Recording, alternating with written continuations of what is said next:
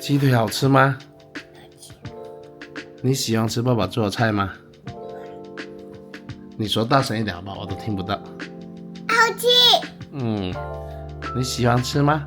說哎呦，你吃得好大口啊！好，爆香咗佢哋之後呢，我哋就唔使加滴水啊，就直接將我哋醃好啲雞直接倒落去。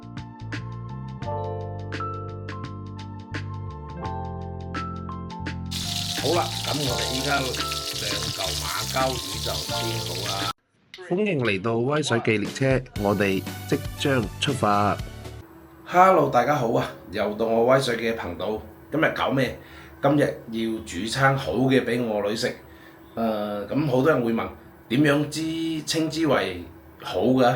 我覺得呢，自己覺得啊，喺屋企啊自己煮嘅乾淨嘅，有肉有菜有湯就然之後一家大細坐埋一齊食飯就係叫好嘅，唔一定話要咩龍蝦鮑魚啊。OK， 咁今日就親自落廚啦，又煮俾我女食，就煮咗個五指毛肚啊，五指毛肚焗雞。好，五指毛肚焗雞之後呢，仲有個番茄炒蛋嘅，然之後再煎多兩嚿馬鮫魚，係，再煮埋個我哋廣東人叫做清涼補湯啦，係，即係啲沙參啊、肉粥啊呢啲幾味呢啲都算係滋補藥材咯，係，煲下個排骨湯 ，OK， 咁我哋就即刻開始。好，今晚煮餸啲材料就喺度啦。咁呢個就係清遠雞啦，呢個就係馬鮫魚，依家解凍緊，係番茄啦，因為雞蛋就喺冰箱嗰度浸唔到啦，而且仲浸咗五指毛肚啊，就薑嘅啊。好 ，OK， 我哋依家先嚟處理下啲食物先，等陣我哋再同大家講點樣煮。好，依家雞我哋處理好啦。咁我哋處理好之後呢，我就會剁翻嚿大雞髀，因為我女都中意食大雞髀啊。OK， 咁我哋依家醃下先。咁我哋會落啲豉油啦，仲有些少嘅蠔油，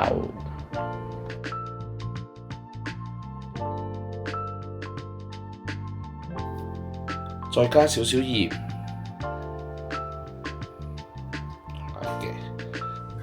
仲有用啲油封住佢，係好啦。咁我哋依家就可以開始咁樣炒下佢啦，將佢醃均勻。然之後我哋再落翻啲澱粉咁樣雞肉咧會仲嫩。我哋搞掂咗之後咧，就再用啲澱粉啦，將佢封個味先。再咁樣炒一炒，炒完之後等佢醃翻十幾分鐘左右就 OK 噶啦。因為我哋自己家庭煮嘅，所以時間上各方面就冇話限制到好嚴格嘅。好啦，趁住個雞肉喺度醃緊嗰陣時咧，我哋先煲個湯先。咁呢個湯我哋會落咩咧？會落啲杞子啦，咁維生片，仲有呢啲係肉粥嘅，仲有呢啲係沙參、無花果，係。咁由於呢啲藥材呢，因為嚟嗰陣時唔知佢有冇打硫磺啊，所以一般我都會用個熱水去浸一浸佢，浸大概幾分鐘，然之後攞佢再用凍水清洗下再嚟煲嘅，係。然之後今次呢，我哋就因為今晚都有雞啦，所以啲雞嘅雞腳、雞頸呢啲我就剁落嚟煲呢個湯。反正因為煲湯啲肉類一般都唔食噶嘛，所以佢落啲呢啲雞呢，有啲雞油。會個湯會更加香啲嘅。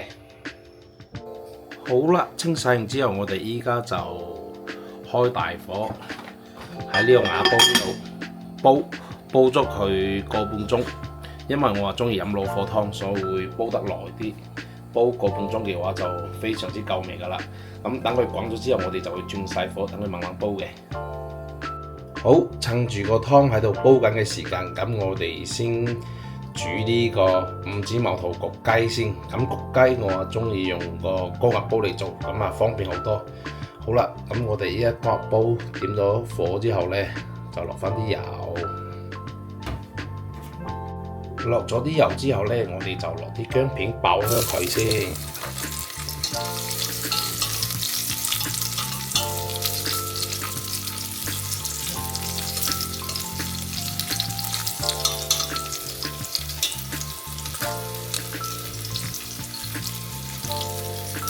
好啦，爆到佢出晒味，我哋就會加啲五指毛頭落去啊！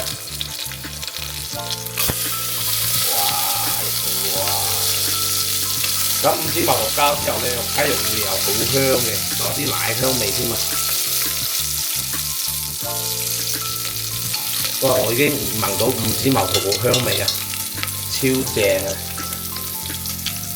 好，爆香咗佢哋之後咧，我哋就唔使加滴水啊，就直接將我哋醃好啲雞直接倒落去，煲均平佢。嗱，唔使加滴水啊！好，咁我哋就再喺佢啲雞上邊再鋪翻啲五指毛頭落去，等啲味道更加香。好啦，全部放咗落去之後咧，調味料咩調味料都唔使落嘅，然之後我哋就冚蓋，混實住佢，然之後就開細火，等佢慢慢去熟，大概20分鐘左右。一般情況下15分鐘就 OK 嘅咧。點解我要20分鐘咧？因為我中意食得腍啲、入味啲。好啦，佢開始熟啦，咁我哋冚翻個呢粒熟嘅嘢先。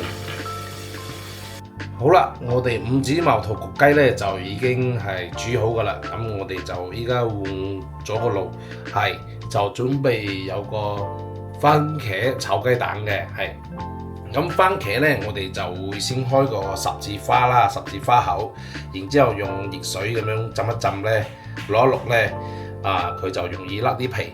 咁撕咗啲表皮嘅番茄嚟炒蛋咧，會更加滑啲，更加好味啲。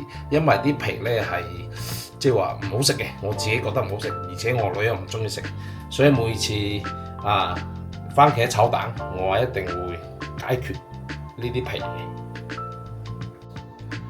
好，咁我哋啲番茄浸完啲熱水之後咧，已經剝晒皮㗎啦，仲切成一嚿一嚿。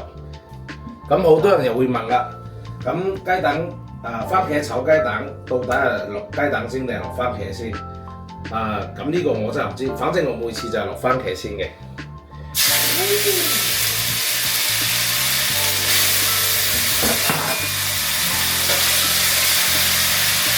炒熟個番茄咧，炒得腍啲咧，我覺得好味啲。所以我覺得先落番茄定係先落雞蛋咧，都係個人愛好嚟嘅。唔一定邊個啱邊個錯啊！如果你話想食得啲雞蛋煎得比較香啲咧，咁可以先落雞蛋嘅。咁我中意啲番茄比較腍啲，然之後啲雞蛋比較嫩啲嘅，我可以先落番茄。OK， 咁我哋啲蛋漿都搞到七七八八㗎啦。咁今次係3個番茄4個雞蛋。而家就倒埋啲蛋液落去。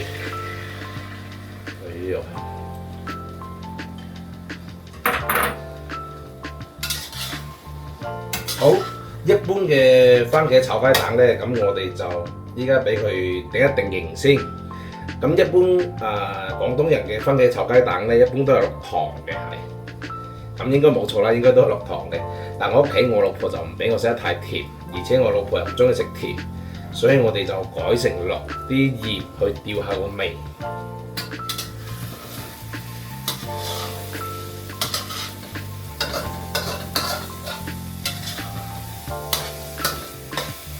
好啦，依家差唔多嘅時候，落翻些少鹽，少許就 OK 㗎啦。落好啲鹽之後，我哋再翻炒下。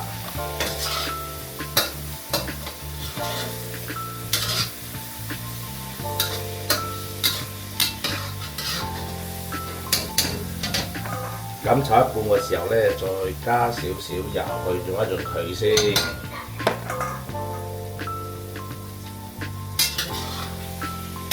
係啦，好，差唔多㗎啦。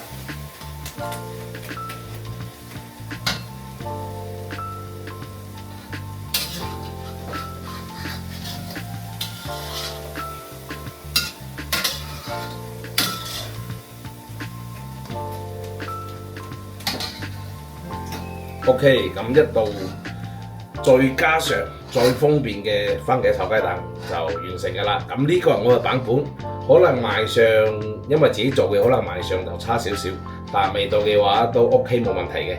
因為我依家聞到番茄同埋啲雞蛋嘅香味都比較濃郁啊。好，煮好晒其他啦，咁我哋依家就嚟煎魚先。咁我哋依家就落咗啲油啦。咁你哋話煎魚嗰陣時咧，要落啲鹽，咁佢就唔會話好黐鑊。好，我哋依家擺埋馬鮫魚落去先。嗱，喺煎嗰陣時就唔好喐佢，等佢煎定型咗之後，我哋先幫佢反面。哇！啲馬鮫魚都夠肥身啊！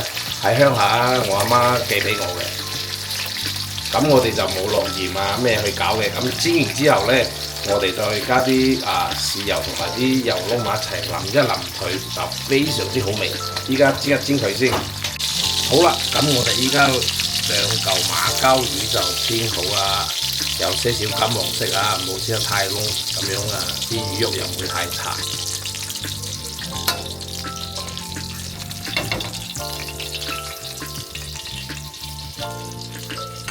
好，咁我哋依家等佢啲油，依家仲有啲溫度咧，我哋再落啲豉油，係，等佢啲魚溫咧同啲豉油炸一炸先。哇！啲豉油味即刻出咗嚟啊！然之後將啲豉油同埋油嘅汁咧淋喺呢個魚上邊。哇，就非常之美味啦！咁依家煲湯都 OK 啦，可以準備食飯啦。我今日呢個飯咧都係加咗番薯落一齊落去煮嘅，睇嚟都幾好味哦。好簡簡單單嘅家常便飯啊，3餸1湯啊，白飯任裝啊，好正啊！好啦，呢啲飯就係綠綠噶啦，大雞髀啊！溜吃飯啦！